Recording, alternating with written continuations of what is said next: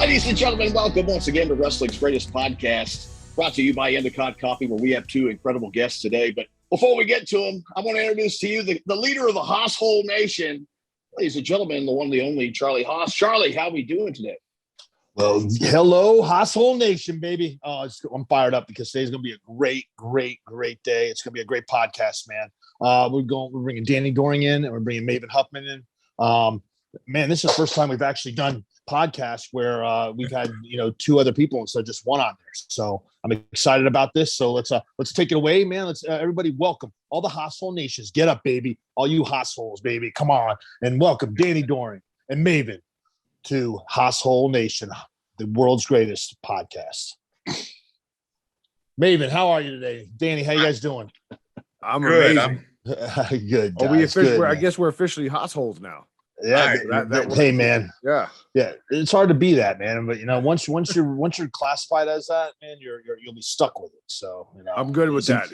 All right, good, man. Good. I am too, Charlie. I've been a Haas Hole since what, 2001? Yeah, man. When we met. That's right. We go back to 2001, man. Right after Tough Enough, the HWA. first series. That's right, HWA, Heartland Wrestling Association. We had old Les Thatcher and his group, and that was a hell of an experience. We weren't Danny. You were making your name for yourself over there in ECW, and thank God you weren't subjected to that. But what we had to go through. But you know what? I had a few things I went through myself. We'll get into that. No, man, but yeah, we HWA is where I guess we were on the independents for a while, and we were cutting our teeth on HWA, and then that's where we met Maven, and man, it was a really good group over there. You had Lance Cade, you had Umaga, you had Russ and I at the time, Steve Bradley, you had those Maven, then there's Jamie Jason Noble. Sugarman. Yeah, Jamie. Oh, yeah. Then we brought bringing the Jimmy WCW Yang. guys. Jimmy Yang, Jamie Noble. Yeah. Then if you bring in you had a lot. Jason Jett. So we had some of the ECW guys came in there. And who else was coming in there at the time? Kiwi. Remember him? Yeah. Kiwi was there. Kiwi was in there, and Donnie the Bull Stamboli. Elix Skipper. We had a bunch. And Romeo. Was that his name? I think. I don't know. Him and Elix Skipper held the junior tag team championships for WCW. Yeah. And Danny, man, when I was cut, when we were starting to break out on the independents, this is like 96, 97. Russ and I were wrestling for Jersey All Pro, and what's it called? What was the other one? What's the big one? Aaron, what's the other big one? It was Jersey All Pro and CZW. So we were wrestling for CZW, and we would go, and after the CZW show, we'd stay down in South Jersey and then head over to the ECW arena to watch you guys wrestle at ECW. And that's when we would see you guys. I think it was like Nova, you, a lot of the guys that we kind of knew that we bumped into because Russ and I went to Mike Sharp's school of wrestling. That's where we broke in. So I'm actually surprised you guys weren't there sooner. You know what I mean? Around that time, there was. I know towards the end there was a bunch of guys they were talking about bringing in from that area. But you guys were all over the East Coast at that time already. Yeah, we were, and we were. I think by the time we talked about getting into ECW, we went even up down to Taz's School of Hardcore up in Long Island, and we got there. Perry Saturn's like $3,500. Me and my brother we didn't have that much money, so we never came back. And I rated it. We saw Taz, later on when we were at WWE, and Taz like, "What happened to you boys?" And I'm like, "Man, Perry told us $3,500." He goes, "God damn it, guys! You should have called us back. We would have done a payment deal." I was like, "Man, we didn't know. I didn't know any better." Yeah, so I paid by the month, and I know that was the same deal for Crash Holly when he came up there. He he drove his Winnebago or his parents' Winnebago up from California, and he lived in the parking lot. Yeah, man. Yeah. So were you the first? Now, okay, let's talk about that. Were you the first class through there, Danny? Yeah. Well, I was technically I was a nighttime class. The other guys were ahead of me, but eventually there were so many guys that got filtered out that it just became down to only three of us are the only three that actually made it out. And one guy about a year later, after Taz and Perry had already left the company, that we helped finish training. That was Tom Marquez. But we were the only three. So okay, so what three was it? You and who are the other two? Chris Chetty was technically first. Yeah. There's Taz's cousin. He was a big amateur wrestler in New York. Roadkill came out a couple months later, and then I was right behind him. So me and Roadkill came about the same time, although they billed it as me being second, so that they want to do an on-screen rivalry, me and Chris Chetty being the first and second dating, and we even filmed stuff at the school where I jumped him or took a cheap shot at him just to have that backstory, but we actually never wound up using a lot of it. But that was a story we were going to tell throughout our ECW tenure, is that he was the first, I was the second, and I've always resented him for it. I know that. No, but now, did you guys come out with Taz though? As a team Taz? Yeah. Yeah, remember I was telling you about this, Aaron. Remember I was telling you, this is what I remember, man. They had the suits. That's kind of where Team Angle got our sweatsuits. We were like thinking about that idea. I mean, seriously, it was awesome. Man. Yeah, that was like the rite of passage. When you got to a certain point in the school, Taz took you out, to get a coffee or something. It's like, hey, and you got your suit, you got your jumpsuit, with the hood and everything, and that was like your big thing. So we were on the road doing that, like it was like the MMA entrance before, before it was And it was good because it got you familiar with the crowd before you actually went out there. You didn't go out for your first match and be completely on edge. You already had a feel for what it was like. So it was good in that way. We got to catch guys on dives. So we got some good live training that way after a year to 14 months of being in school. Yeah, man, it was brutal.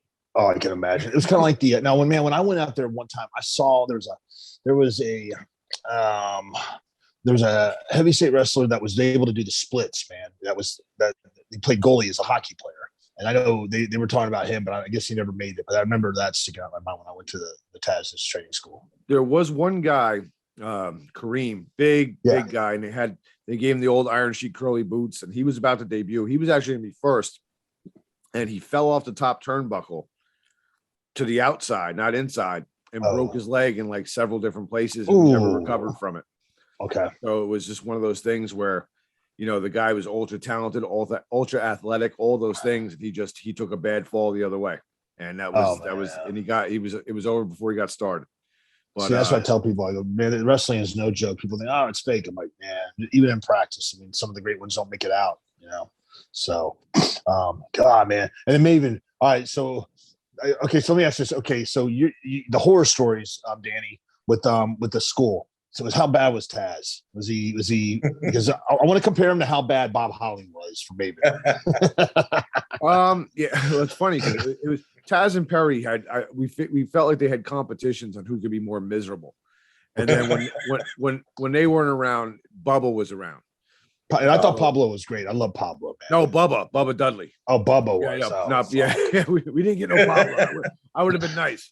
But we started off with stretches. We started off with outside the ring, 100 Hindu squats, your basic, and then we would have, somebody your size. So for me, like a Chris Chetty, you have to do more Hindu squats in a torture rack situation, Harvard step test, all sorts of wheelbarrows and duck walks and crab walks and bear crawls and all those things. And then we would learn 2 or 3 moves, and then we go back to cardio. And then as it advanced, you started learning your bumps and then chain wrestling. And then probably, and the best part, and I got to say this a lot because nobody ever, it's such a foreign concept now, is we didn't, and I was 3 months into being on the road and I didn't know what the word kayfabe meant. Like we were not exposed to what it was a work. When we had matches, they were shoot. Like we shot, like for 8 months, we didn't do anything that even could be recognizable as a work, it was all work shooting, and we kind of were brought slowly into it. So we were basically trained to shoot and then work hard and hard cardio. The problem with that was when I actually debuted, I didn't know the idea of selling. So I sold nothing. So I would pop up, Taz hits me with a German. I just pop up right in my stance. And I always tell the joke because he got hot. I'm like, that's if I would have laid and sold at the school, I would have got yelled at and have to do like 50 steps or something like that, or squats.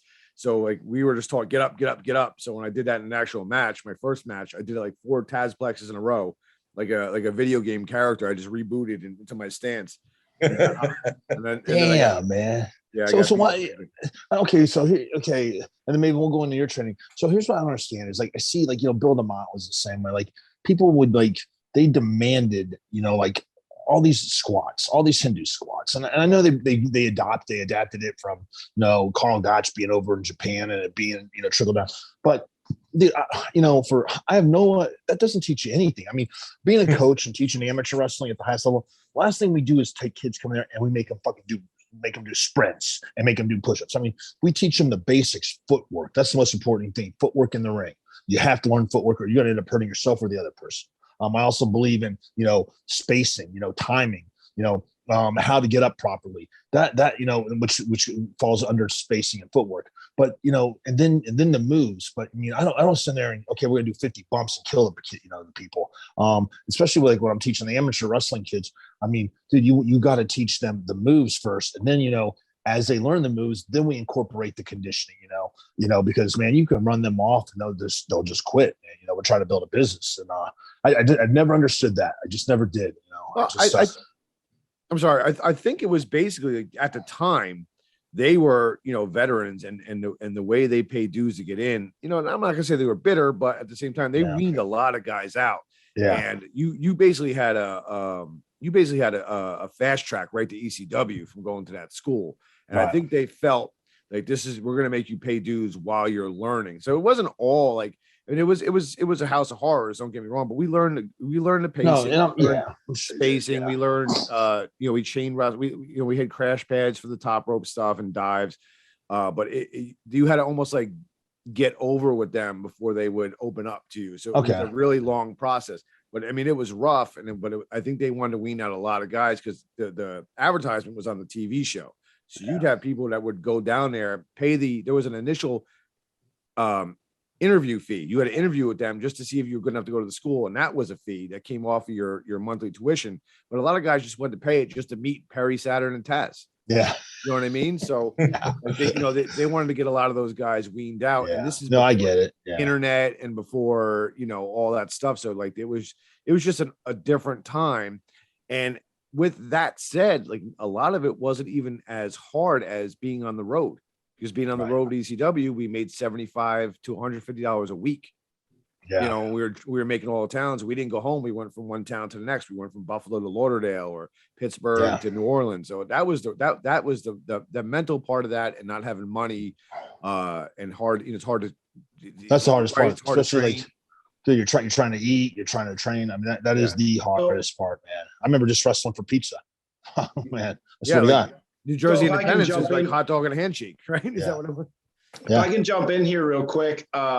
So, ECW's wrestling school is really known as, one of the most difficult ones to get through, whereas Maven had a different experience coming into the business. What was your, everyone knows that you were on this Tough Enough show and the first one. Did you have any experience coming into that, or what was your training experience like? First and foremost, Tough Enough made ECW's training school look like a day at Disney World. So, same trainer. True. And getting back and echoing what Danny said, I was always under the impression that the reason that we did the squats and because we had to do all that same, cardio shit that, the reason was to make people quit, to wean people out, to almost, put forth the attitude that if you can't deal with this is as easy as the business is going to get. And this sucks.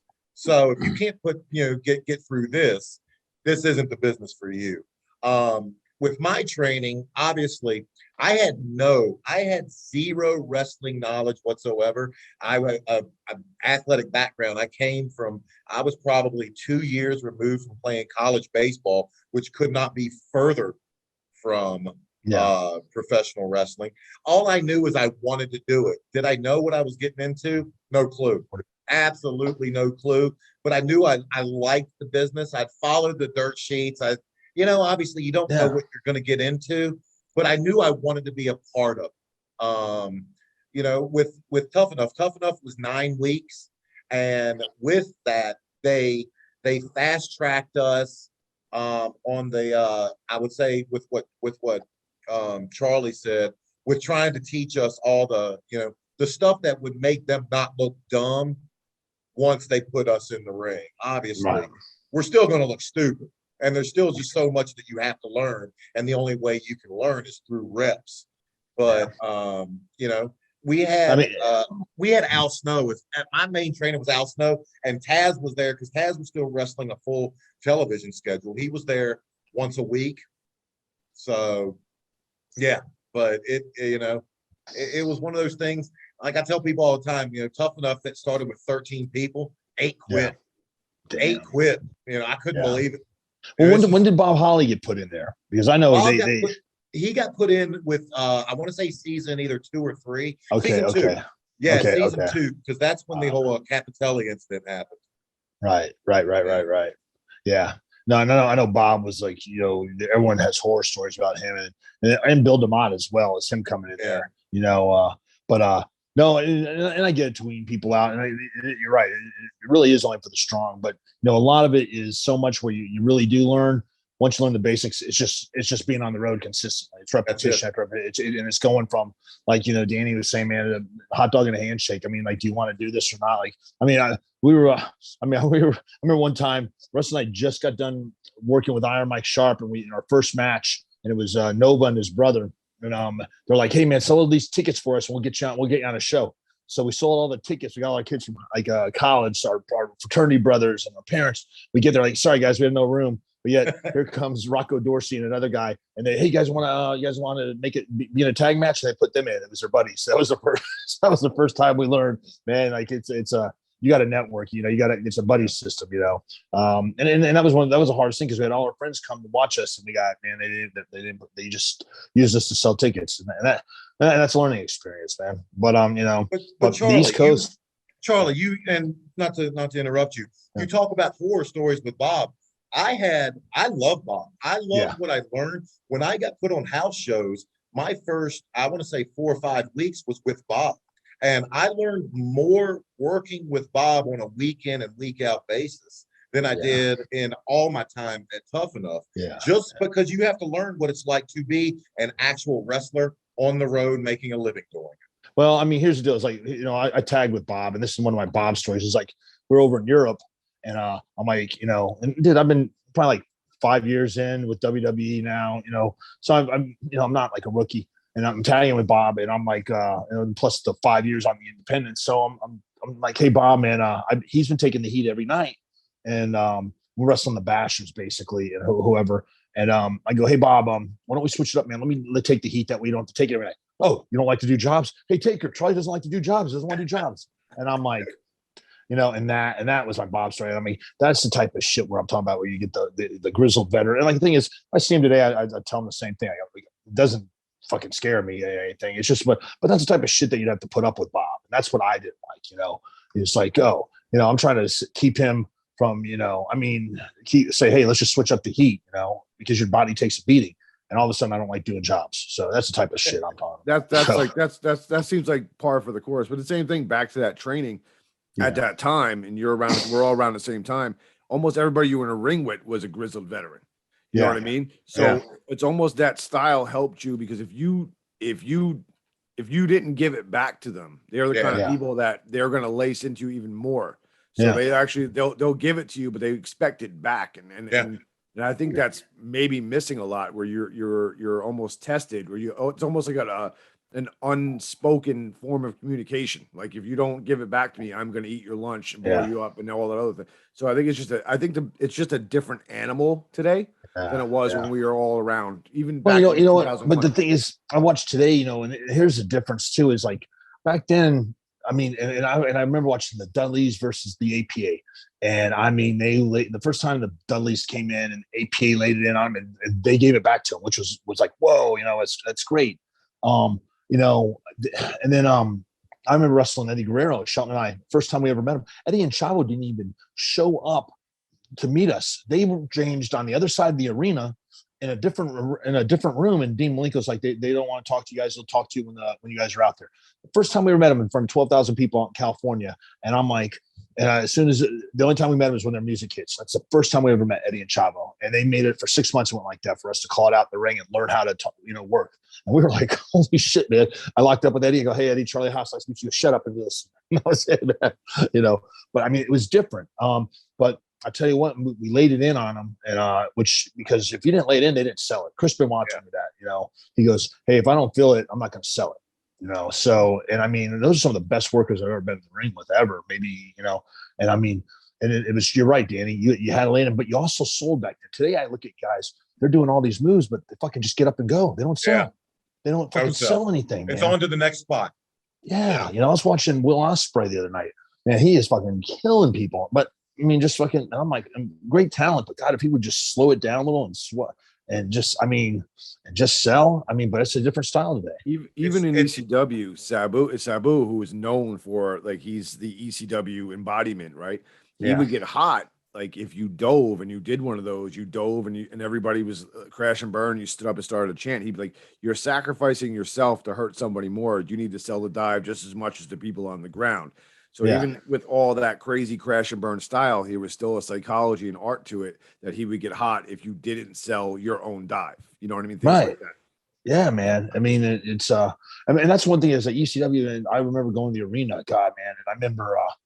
It was. I want to say I forget who they brought in. It was FW. It was a Japanese team from what's FWE? Was that Jado and Gato came in for a while. Jado and Gato came in, and there was a Lance Storm and I forget who else it was. Lance Storm and his partner at the time, and Lance messed up on a spot, and they started, you fucked up, but then he sacrificed body and took some crazy bump over the top rope to where the crowd went nuts. Like, so if they realized they messed up something, they would, they made up for it. It was like, it's something you don't see today. I mean, it was like unbelievable, man.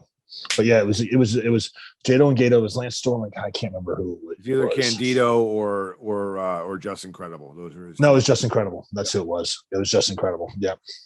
And that was it. And I was like, man, that was great. Danny, not to blow too much smoke, but your moveset was one of the. I mean, for when I was coming up, I mean, your moveset was so innovative, and it seemed like everything that you did had a little twist on it.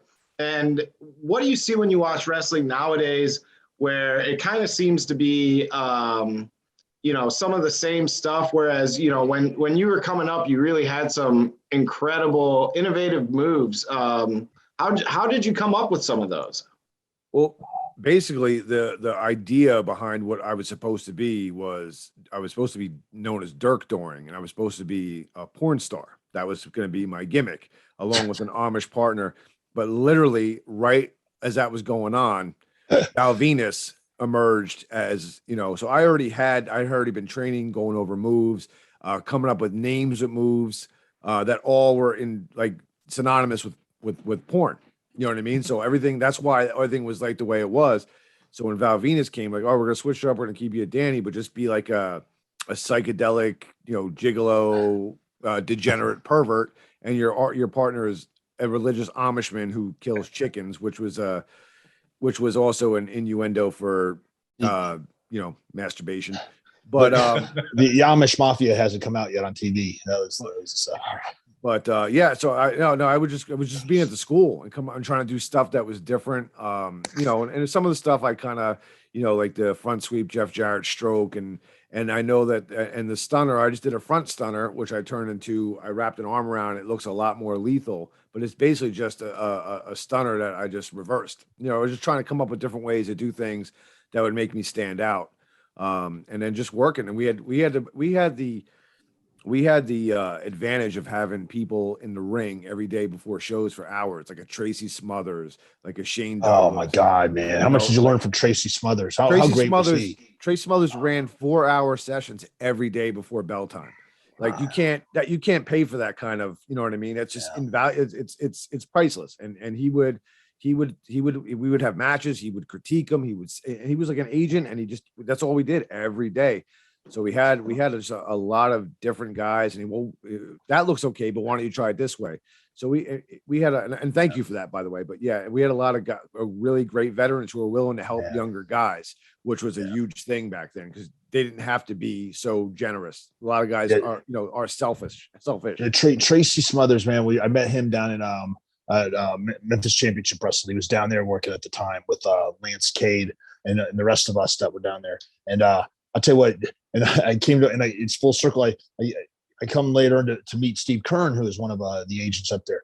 And Steve Kern said Tracy Smothers was his first student, and and that's where, and I'm like, whoa, man. He goes, yeah, Tracy Smothers was my first student. And but Tracy, what a wealth of knowledge, man. I mean, that guy was just, it was one of the guys that you'd have to get in the ring and just show you, it's like, it's amazing, man. But it's he had the same style, like you go down there and it's like, it's amazing. Like what great teachers like him, like Arn Anderson, even Tully and like that whole era down there from that Carolina and all the way down to Florida Championship Wrestling out to, Coastal. I mean, how great they are when it comes to being teachers. And they live it, they live it, and they loved it more. It really was, man. And he was one of the best people I've ever known. And that's an great. He is one of the best people. So with that generation, real quick, did you notice about that generation? They could get in the ring with you, and while they were working with you, you wouldn't feel a thing. It was literally like they were touching you with a feather. And they still made everything, because I would get in there with Dr. Tommen quite a bit. And if I squeezed him too hard, he would always back me off and say, doesn't need to be that hard. But somehow he made it look perfect. And, those guys, what you say, a wealth of knowledge. Those guys had, just an encyclopedia. And what was crazy is like you had to learn, like, okay, so like when you wrestle like the Dudleys, they wanted you to lay it in, they wanted to feel it. Mm-hmm. But then when you wrestle like Ric Flair or Shawn Michaels, it had to be they're on top, and these guys are made the business, paved the way. But man, you better wrestle like you wrestle Dr. Tom, because if you locked up too hard, man, they're on. They'll let you know it. I mean, because I get it. They're trying to make their careers last and all that, and they don't want to get hurt off somebody coming in. But that's where you have to really learn how to work. Okay, this style. Okay, man, here comes this this hardcore, not hardcore, but more like hard hitting style, and then you have to learn to adapt and remember the style coming up, from back in the the early era, and like how they made a living, and and so you have to really balance the two. It was tough, man. But if you could do it, they'd keep working with you. So. Nick, I'm sorry, what were you going to say? I was going to say, Danny was really known for his innovation and creativity, whereas Maven was known for like one of the most perfect drop kicks. And there's a story going viral. I see it on TikTok. I see it on Instagram. I see it on all the social media platforms of Maven telling the story of him hitting Undertaker at the Royal Rumble to eliminate him. Now, it's a great story, and I'd love for you to tell it to our audience. But do you think that got you a lot of heat in the back afterwards? Or how did people perceive that huge favor that you were given at that time? And I want to add to that from what the guys thought on the outside. Go ahead. If you want to go, Charlie. No, well, one thing is like, I don't think anyone said anything because it was really up to Taker. Yeah. So it was up to Taker. And so when he said something, people were just like, how lucky you really are. We were kind of jealous because we're sitting there going, shit, man, Taker wouldn't do it. Like for Taker to handpick him, to drop kick him, out and to eliminate him, we were like, shit, man. What are we doing wrong? We're trying to. We better walk in Maven's footsteps to figure out to get these top guys to like us more, to do favors. So man, it just showed you how much respect Taker had for him. And dude, no one said shit about it. They were in awe. So go ahead, Maven. Yeah. No, and I was just going to say exactly what you said. I'm sure I got heat, but it wasn't heat that was ever expressed to me, and that's because who it was. That's because it was Taker. Everybody knows Taker's got more respect, and has earned, to have the most respect of anyone that's ever, laced him up. I think I was in a position where, coming off of Tough Enough a few months removed, a few handful of matches, a couple, a little under a year time in developmental. With them having, Tough Enough, wanting to do a season 2, Tough Enough had to be a success. So they had to do something that was going to, propel it forward. I think Taker, like you said, did me the biggest favor, gave me a career. Had he had not done that, it's hard to tell, what my career would have become. But if there was heat, it wasn't, expressed to me. I remember calling, back that night after the Rumble, and because I was still in Cincinnati at the time, and everyone I spoke with, was just ecstatic for me and ecstatic for the opportunity that I had. And trust me, it was not lost on me with the favor that he did for me, because trust me, it was Taker and Shane's idea. And had Taker not wanted to do it, he would not have done it. So what an incredible moment, Maven. Looking back on that, I remember seeing it live, not in person, on pay-per-view. Poor kid. But what an incredible moment. We just thought it was awesome. And everybody that watched Tough Enough was keeping up with you, and it was just awesome. Really, really cool. Which leads me to ask this as well, and for Danny as well. Growing up, who was the first professional wrestler that really grabbed your attention, that said, hey, look over here, and kind of caught your eye? You know what? Actually, Charlie said it a little while ago, and it's probably going to shock you. Tully Blanchard. I grew up in Virginia watching a lot of NWA, watching the old Mid-South, and I was a big, gigantic Horseman fan. I didn't watch as much WWF at the time, but I absolutely loved everything that the Horseman was doing, the mid 80s. And for whatever reason, Tully was always my favorite. I just liked the way he carried himself. I liked his, obviously, you got Rick cutting, some of the most legendary promos in the world. And, Arn, vicious, in the ring. But I just like the way Tully carried himself, in ring, out of the ring. He was always, probably my favorite. Yeah. And I to add to that, I always tell people I grew up the same thing, man. I love the whole Carolina, Georgia Championship Wrestling, the Gordon Soley wrestling, they would call it sometimes, channel. But I love, because and this is kind of reminds me a lot of like DCW Arena, man. They would, so you're watching WTBS 605 to 805, and it was so, I mean, there was only maybe 40, 50 people in the studio, but their work was so believable. And then they would go and cut the promo that backed it up. And they were putting 10, 12,000 people's asses in seats at the Omni, or in Johnson City, Tennessee, or in the Scope or whatever. I mean, they're doing this. So I'm like, whoa. I mean, it looked believable. And that's like, so, when I was out in New Jersey and we were going through our training, and we'd go down to watch ECW, we were finally watching shit that looked believable. I mean, because it really was like stuff that you're like, whoa, how, I mean, that looked, you're just like, you can't fake what they were doing.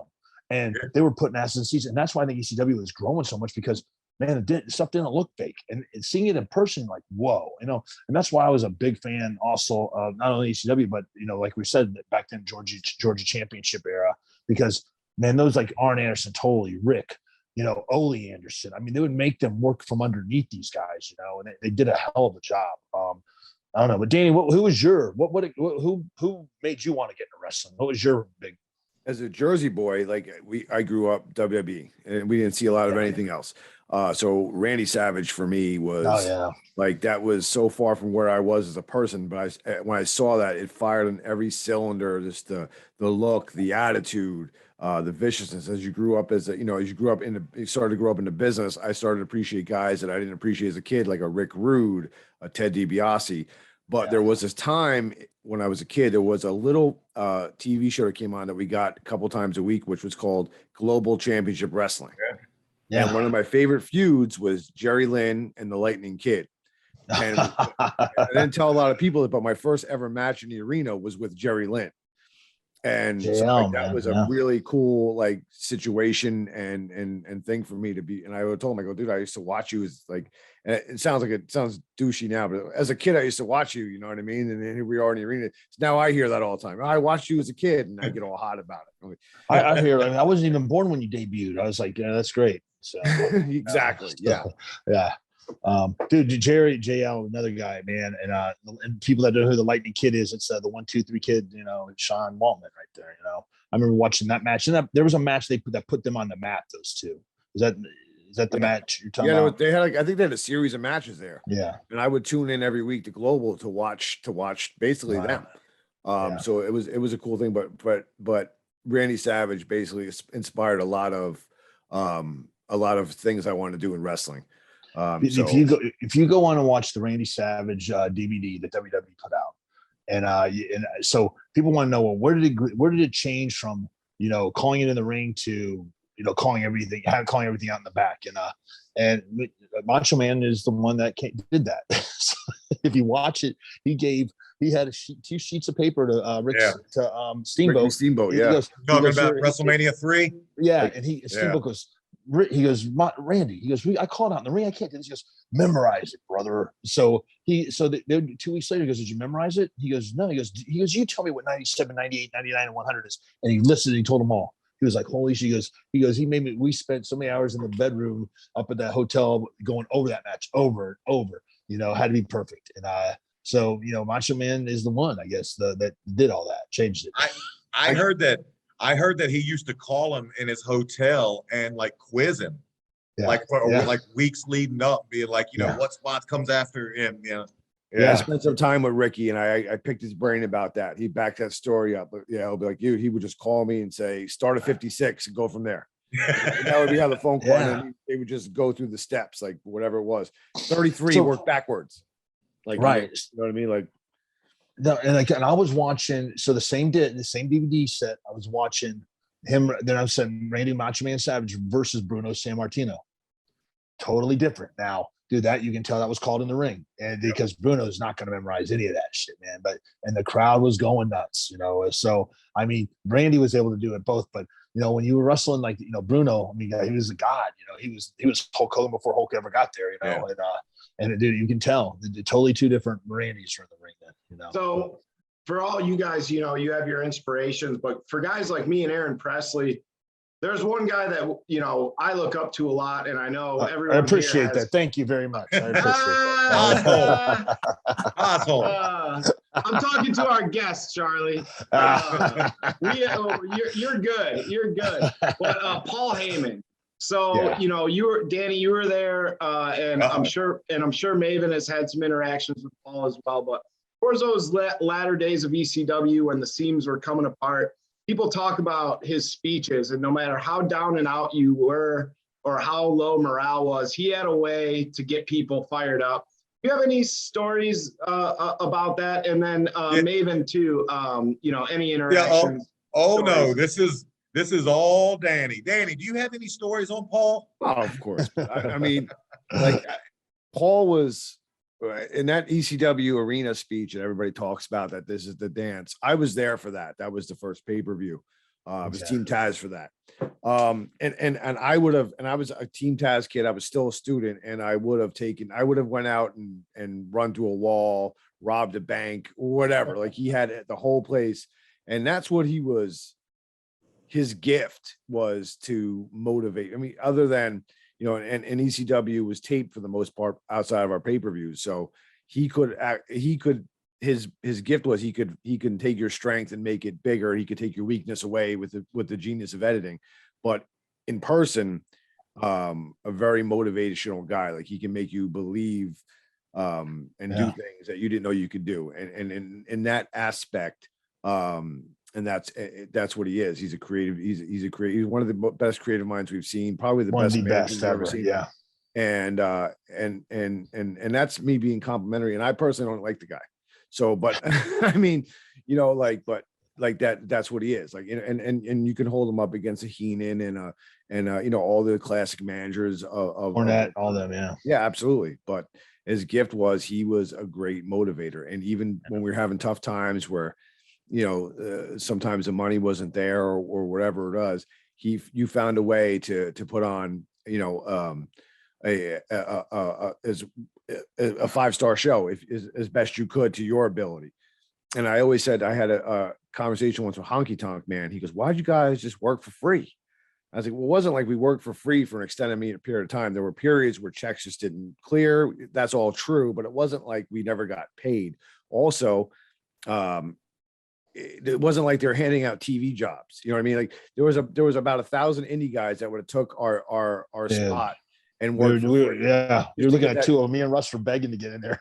You're ECW just wasn't. It was you're also auditioning for the rest of the wrestling world. It wasn't like, you know what I mean. We had a really, really good spot, and it was motivational, and Paul was very good at making us want to go out there and give everything we had, even if we weren't going to get paid that week. But like I said, that was one of those things where it wasn't a constant thing.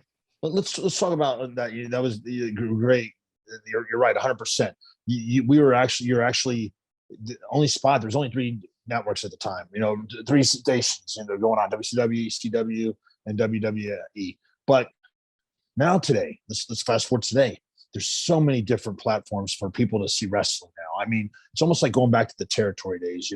Syndicated TV. As far as the antenna would go, that's where the actually those territories would wrestle in. But I mean, you got MLW, you got NWA, you have Ring of Honor, you got AAA, you have and I'm forgetting them. I apologize. Of course, you got AEW, you got WWE. But I mean, if you go on to I go on to Pluto TV, with the internet TV, you click on pro wrestling, it's just, man, they got channel after channel. It's just like, it's amazing. Now there's places for people to showcase their talent. It's unbelievable, man. Even if you go to what's it called, the one that WWE's on the channel, the Peacock. You go to Peacock and you go with pro wrestling. There's stations from they're from England, that are going, that you can see, promotions that are going over in England. It's a really good time. Evolve is on the Peacock right now as well. But it's just, how do you guys feel about that? I mean, do you agree that it's a good time to be a pro wrestler, that it's a better place? Only if they understand what they have. You know what I mean? Like, even when Maven started, like I was a few years before him, but everything has been different since then. The nutrition's different. Like you remember Weeder protein powder? I'm sure you do. It was, you know what I mean? Like, you couldn't get that down if you wanted to. If you put that on ice cream, it was still unedible. You know what I mean? IcoPro, brother. IcoPro. Yeah. Or steel bars. They were like as hard as a Detour bars. Exactly. Detour. Yeah. And now you have Isopure tastes like ice cream, and you have all. Yeah. But even then, it's just if they understand, even tape study. Like, if I'm wrestling a guy, I can go on YouTube and find 10 of his matches. And when I get to the arena, I can go, why don't you do this, this, and this in your comeback? Because this looks good and I can sell this. You can, the amount of information at these kids' fingertips right now is absolutely out. It's amazing. That we had to actually watch VHS tapes if we wanted to watch something on somebody's. Dude, oh my God, you're right. Yeah. Like you want to, like, we would drive an ECW. We had a VHS, and we would watch Japanese wrestling, FMW, New Japan, all those things, and just try to find out new twerks and things. Like, now it's just YouTube, boom, pop on what you want. And I think with all these platforms, like you said, you got Impact, you got AEW, you got WWE, MLW. I mean, there's so many places to get in and get work and get seen, that I would hope that, and I think it's just a great time for the wrestling business in general right now. Yeah. And that's go ahead, Maven. Go ahead. On top of that, I hope these guys know what they have that we didn't have in social media. It's a completely different world. This right here has changed the way someone can market themselves to the point to where they can have a brand, they can make money without having one of the big backers behind them. Right. When we were coming up, you either wrestled for one of the big 3 or you did indie work. You did territory. The territories were over, but you tried to scratch out a living on the indies. Nowadays, I mean, some guys, just through social media, can make a damn good living, and pick where they're going to work, when they're going to work. Twitch channels, YouTube channels, all those things. Exactly. I mean, look at Matt Cardona is doing it right now. He's I would say he's the king of that right now. Pave the way. Genius. Well, yeah, and you can even look at WWE just signed Paul Logan, who is nothing but a YouTube star, but he has more followers on all the social media platforms than every single wrestler on WWE's roster and WWE itself. So people are wondering, oh, well, why do they sign this guy that doesn't have any wrestling experience? It's exposure. And you're absolutely right. And you look at a guy at AEW like Sammy Guevara. Well, why of all this talent is he getting a push? He has millions of vlogging subscribers, and I think that is a very important part of today's. Well, I mean, wrestling. look at Jericho, man. He's got 4 million on Twitter, 4 million. And then you go to Fozzy. The band has 4 million. Yeah. You know, I mean, so he has one of the number one songs in the world. Rocks, you know, his entrance song is like the number one rock song in the world. It's like, you had like Matt Cardona's doing it. Matt Hardy before that was one of the first guys to really, you know, to use almost like, and I bet you that they were villainized for it somewhere backstage. Yeah. And now it's the way. You know what I mean? Like it was different. Yeah, and now it's the way, and it's. You see where you can come and what you can do with it and what you can make of it if you have that vision. So man, let's ask you guys. So you guys, you know, let's fast forward now. But so how did you guys come together as an announced team? That's what I want to know. Because you guys you're perfect for it. I mean, you got two different backgrounds. I mean, it's just in wrestling and very knowledgeable. And you know, so like it's not like, you know, when you see UFC, you got one guy who's just the color and the other guy is the one that knows everything. You guys know it all. So. I got to do a little bit of commentary work for Dreamers House of Hardcore when I basically did every show. Me and Maven met. We were at an indie show, ISPW in Jersey. And the promoter, Tommy Fierro, thought we would be a good. Tommy Fierro's still doing it. I fucking love him. Yeah. And he thought we'd be a good tandem, and we just gelled through that. Well, we found out later, sitting down and talking, that we actually we're actually not that dissimilar from back our upbringings. A lot of things, a lot of parallels in our lives come up, which we touched on, which made us like, you know, just as we're sitting around BS and like, you know, the same kind of upbringing, a lot of the same values, and we kind of bonded on that. So I think we had a natural chemistry, and now it's just kind of grown into a pretty cool friendship, man. So like awesome. It's funny how the business works. It really is. Yeah, go ahead, David. Go ahead. Yeah, it was one of those things that Tommy, you know, threw us together one night, and it was one of those you know, relationships that we didn't even have to really talk about what we were going to do. We just went out, we just did it, and it worked, and we were there for all the right spots. We were there. He didn't have to tell me what he needed me to do. I didn't have to tell him what I was going to do, as you know, as his manager outside of the ring.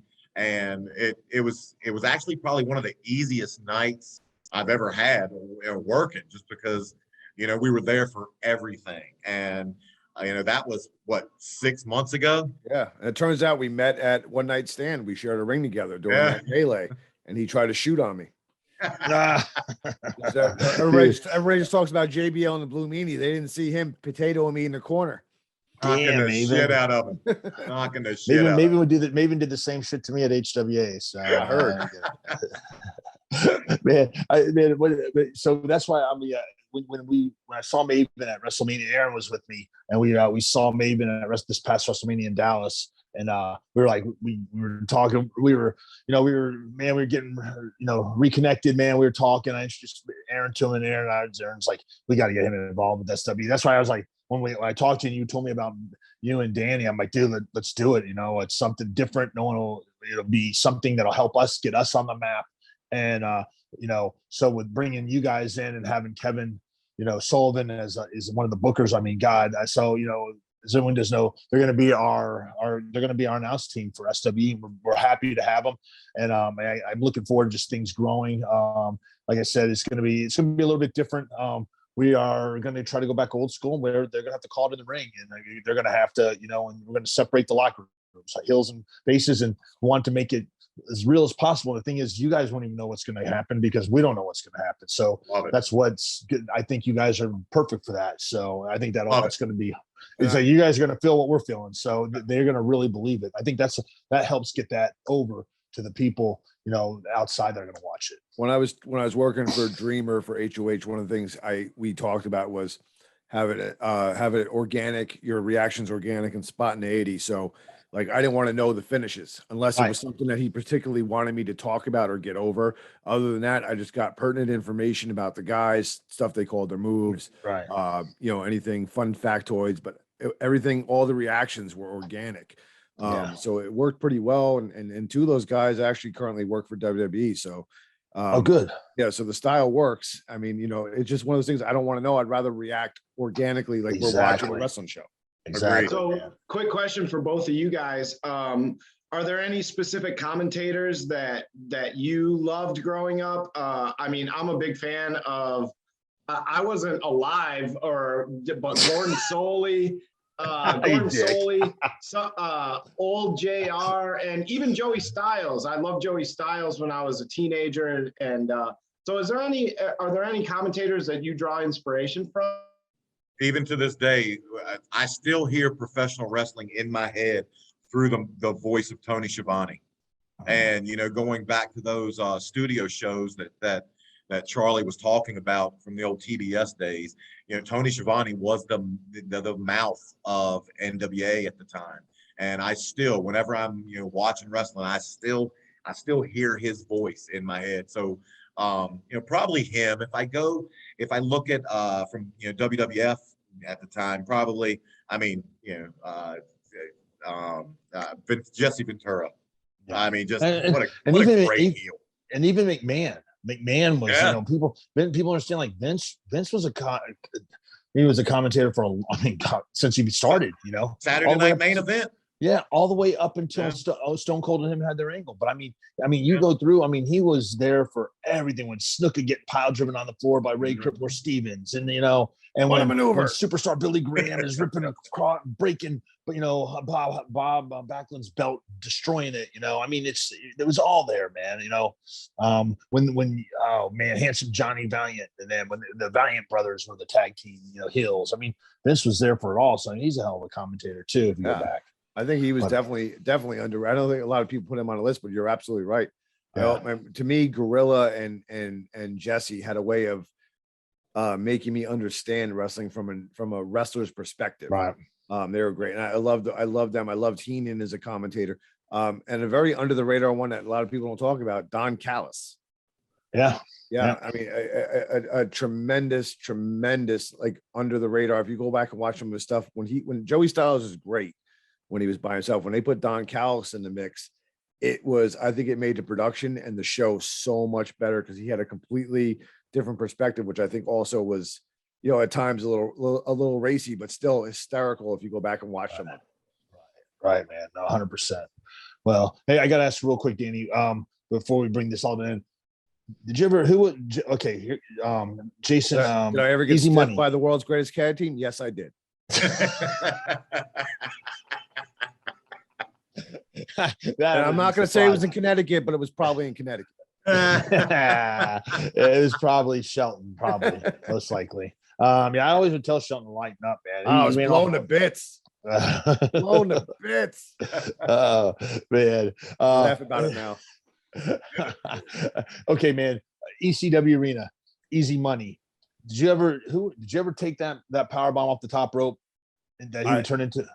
I took it from Candido. Okay. Candido, because Candido is bound. He's just a ridiculous performer. He was saying on top. I took that power bomb from him, and I landed my head landed literally 1 foot away from the turnbuckle on the other side. It was probably the scariest bump I ever taken in my life. But I took almost everything else from Easy Money, but not that particular. Okay, now what was the one that they did it and then he would turn it to the Frankensteiner off that was with him and Cash. They tried the power bomb from the top, and right when he goes to twist him, Cash would flip out and do the Hunan Karana from up there. So it was all shit. Yeah. So I just, it's hard, man. I can't imagine being able to be in that position to get somebody up like that for a power bomb, let alone even going up for it's scary because you don't want to overcompensate and the guy falls backwards. I spent like 6 hours behind the curtain stressing that bump. That so much so that I forgot about the rest of the match. So I'm just like, that was one. I'm like, It's just crazy, man. Unbelievable. I'm like, that's shit that like it's just I was in awe. I was like, what the fuck is that? I mean, now you just raised the bar. Yeah. Yeah, Aaron, that's, did you ever see a that? tough one, man. Aaron, you there? I'm here. I didn't see that one. I haven't seen that one. Oh, dude, you got to watch it. It was crazy. It was crazy. No, it is, and then you got to watch the one like you got the Hurricane out of it with him and Cash. I mean, dude, Yeah, insane. If Insane. we can talk real quick, Maven, you were there around the same time, with the invasion with ECW, and there were so many, and WCW at the same time too. And Danny, I'm not just saying this because you're here, but you were one of my ECW favorites, and I was kind of hoping to see you crack that code and become in there. And I don't, if you don't want to talk about it, that's fine. I was just curious about like, what were your thoughts when that was all happening, and what eventually ended up happening during that? we were free agents, Roadkill and I. We really thought it was just a matter of time before we were swept up by somebody. And it looked like WCW was going to be that path. And then basically Shane McMahon shows up on Nitro. You know what I mean? Yeah. And that whole invasion thing was basically, and I had talked to Tommy about it. I was like, in limbo, we don't have a job. We don't know what we're going to do. And he's like, dude, he was honest, because if you guys came in right now, you would literally be lost in the shuffle. You'd be lost in the shuffle. There were so many ECW guys coming in. There was WCW guys that were under contract when they bought out, and then the WWE guys, and everybody it was like some weird wrestling gang warfare where everybody was on a different brand. And we would have, and he was right, we would have been lost in the shuffle if we would have came in at that particular time. We wound up doing some stuff with TNA right after that, where it didn't pan out the way we would have liked, but and ultimately we just went down different career paths. But we were really basically told if we came in at that time, we would have been just basically lost in the shuffle and then repackaged some way. Excuse me. Yeah, and there was guys like Nova who got totally repackaged. I mean, talk about an innovative wrestler. Was he a guy that you interacted with and kind of looked up to during your ECW days, or? No, not particularly. We were around the same time. Well, I mean, it just, again, it's not, I don't mean to sound whatever, but we didn't really, we had good matches together, but we were never really great friends. And even afterwards, you find out later on when you're pushed ahead of somebody that some people can be a little bit undermining behind the scenes. And you learn this about some people.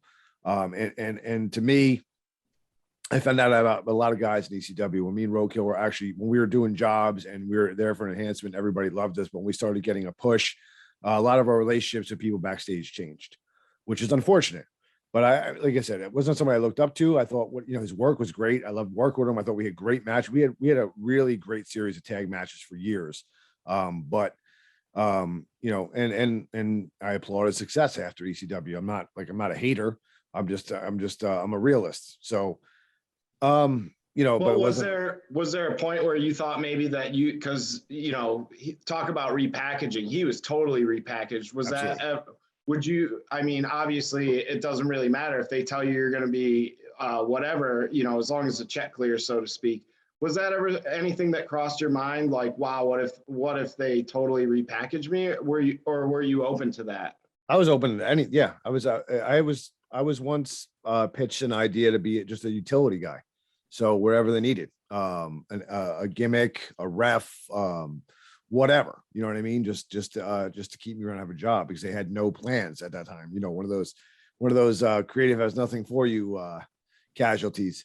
But no, dude, I was always open to that. Like, we pitched ideas. It wasn't like we sat around. We pitched ideas. Me and Stevie Richards pitched a lot of ideas at the time. .com was starting up. Definitely would have been always open to doing whatever. I wasn't like, I just loved being in the business, and they actually pitched a full-time ref job to me, and I just wanted to wrestle, and I would rather been home wrestling on the independents wrestling than there making better money as a referee. And that's just how my mindset was. Thanks for that, man. I appreciate that. Absolutely. And I think Charlie's back now too. So, I mean, did you guys have any crossover, Maven? I mean, that was around, the invasion was around that same time, right? Yeah, and I mean, you talk about them repackaging Nova. I mean, hell, I tagged with him once he was Simon Dean, up until I would say probably mid 2005. But it's crazy because while on Tough Enough, Danny, I don't know if you remember Josh, the guy I was on Tough Enough with. Yeah, absolutely. You were one of his favorite wrestlers, and we used to because we were both just big fans at the time, and he watched as much ECW as anybody, and he would always bring you up. So Danny's been in, I've known about Danny for so many years. Whoa, I didn't know that. Yeah, huge fan. I replaced Jonah on a couple of shots. I know that when the show was over. Wow, that's a name I have not heard in years. But the fact that, I mean, other than the one night stand, where our paths did cross, we literally just crossed paths within the last year. Yeah. And like he said, it's eerie how similar our lives reflect one another, and how our paths almost parallel each other. It's very eerily similar. Some introspective, deep stuff too, by the way. Yeah. We got deep, man, one day. It was pretty. We did. Yeah, we shed a tear deep. You know what I mean? Exactly. Damn. But only pro wrestling, man. Only in pro wrestling. Yeah, exactly. And only pro wrestling in the locker room. Whenever anybody asks me, what it is I miss about the business, that's what I miss. I miss those relationships and those friendships that you develop. So, and let's talk about one of the guys that's still, and maybe you can attest to this too. And this is is I have to say is okay. You guys there? Hello. Yeah. All right, you guys there? All right. Sweet logo. No, all right, there we are. Okay, no, one of the guys that I have to say when it comes to relationships that hasn't changed is Randy Orton. I mean, I can call him up or he'll text me and I'll text him. I mean, you guys are really close. I know, at one time. He's still, he hasn't changed at all, really, at all. So.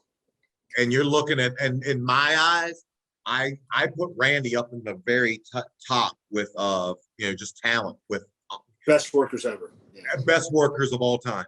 Best in every aspect of the business. Yeah. And whenever he and I will I ran into him in an airport one time, and it was just happenstance, and it literally was like we'd seen each other the week before.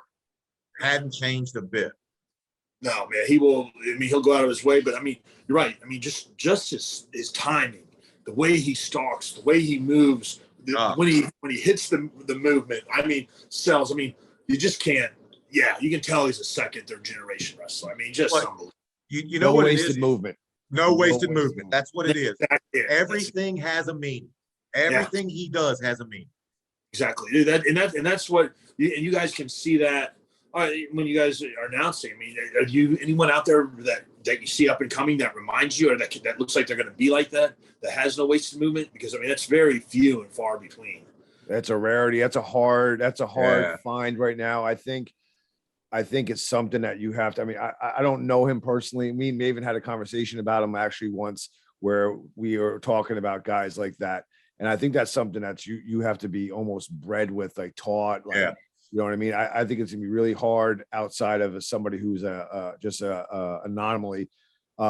Somebody who's a second or third generation wrestler is going to have something like that. I don't know that anybody I see right now around here has that much like just perfection in his game. It's instinct. Just that much instinct. Yeah. Like the professional wrestling business came to him the way running the football came to Barry Sanders or something. Yeah. It's just pure instinct. And I mean, even from, because you remember, Charlie, when we were at HWA, our Sundays we would spend going to OVW for our TV tapings. Yeah. And I remember watching Orton while there before he got on the road, and you could just and I'll tell you, it's not like they didn't have good in there at OVW at the time. You had you know, Batista, you had John Cena, Brock, fucking Brock. Everyone, man. Everyone. But Orton stood out.